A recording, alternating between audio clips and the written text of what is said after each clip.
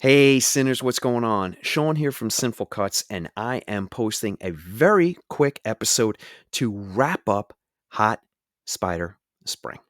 All right, what what is that I hear in the streets? People cheering that I'll finally shut the fuck up about spiders? Perfect. But I hear you. Okay. A couple of weeks ago, I put two creature features on your radar. So we had Sting, directed by Kia Roche Turner, and we had Infested, directed by Sebastian Vanasek. Let's start with Sting. Okay. Sting is about Charlotte, who befriends a spider that falls from space. Spider from space, spider from Mars. Okay. She befriends the spider. She has a tenuous relationship with her stepfather. It seems like the family has a new baby, and everybody is really stressed out because of this. They live in the least occupied apartment building in, I think it was Brooklyn, during an ice storm where when an exterminator is called, they show up 5 minutes later in an ice storm and get a parking spot in front of the building. This is what I'm talking about. These are simple choices that you don't have to make because they're stupid. And they take you out of the film because you're like, that would never fucking happen, and this is weird.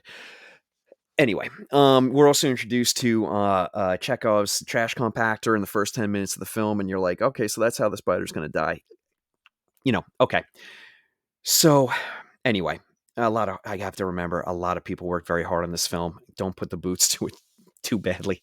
But I love creature features, and it bugs me when they're not done well. And my life is torturous because most of them are not. But when you get a good one and it lands, like Infested, it's joyous. Anyway, back to Sting.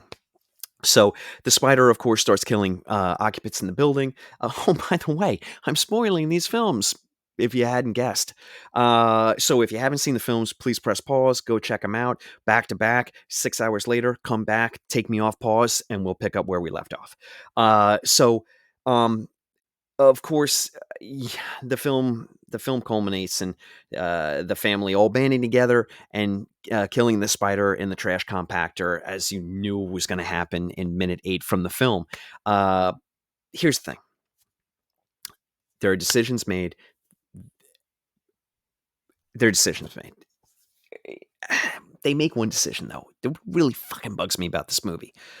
There's a scene right before the third act where the father, who is incredibly stressed about his job and the baby and his relationship with the stepdaughter. I get that, okay? I get that. It's a trope. It's a tired trope, which I wish that the step family dynamic. I wish people would let's just step away for it for a hot moment, because I'm seeing it every damn day when I'm watching not just horror movies but movies in general. Like, all right, let's pivot. Pivot. Anyway, there's a scene where the father he's trying to hook up a TV and everyone's in the living room, and there's a lot of talk and commotion going on, and I'm sure the baby's crying, and he loses his temper, and he kind of rages out, and he takes his fist and he smashes it into the TV and he breaks it.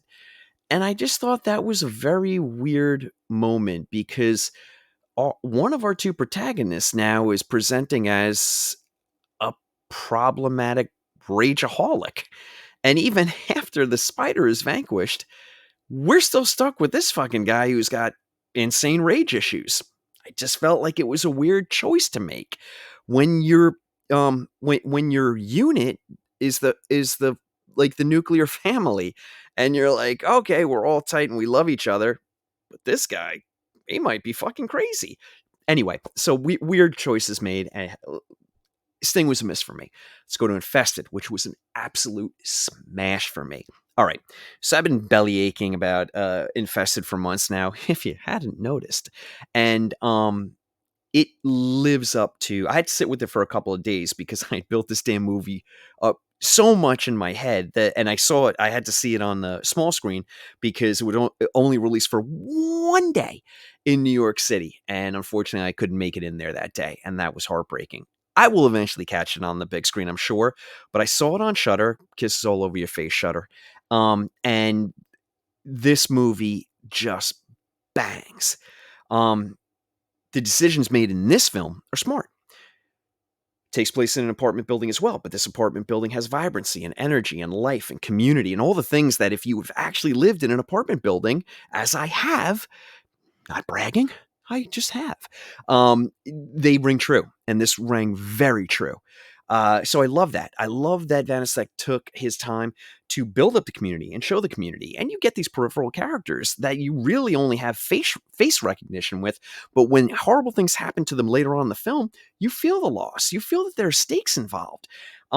This film also has a little bit of like a Wreck angle, Wreck 2, the found footage film, because the police are called on the scene when the first person mysteriously dies and they don't know what it is.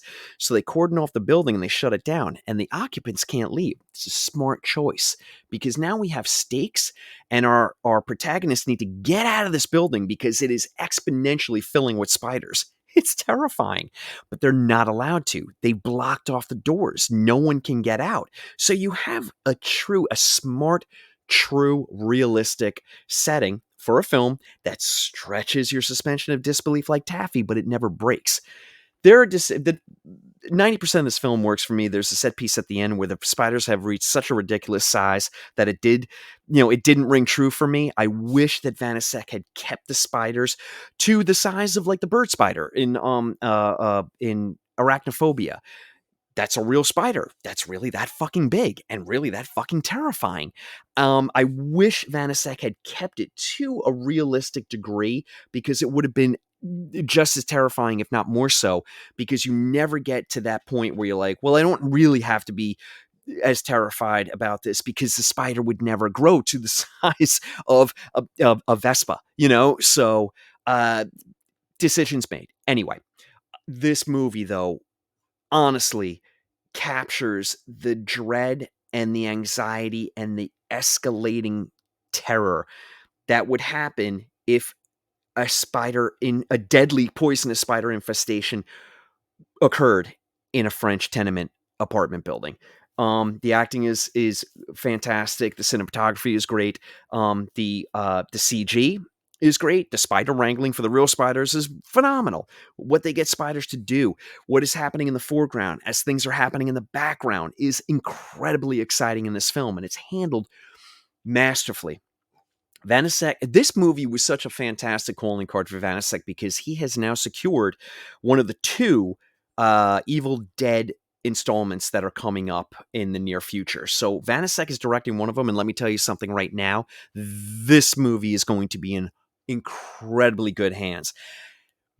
This movie was so impressive and was so terrifying and so well made that now I have to, like Damien Rugna, I must follow this director's work because of the skill that's been displayed. So I did not get that for Sting. I'm sorry. It just did not happen for me. But Infested, firing on all cylinders, and it was an incredibly I was going to say emotional, and then I was going to take it back, but now I'm not going to take it back. It was an incredibly emotional experience.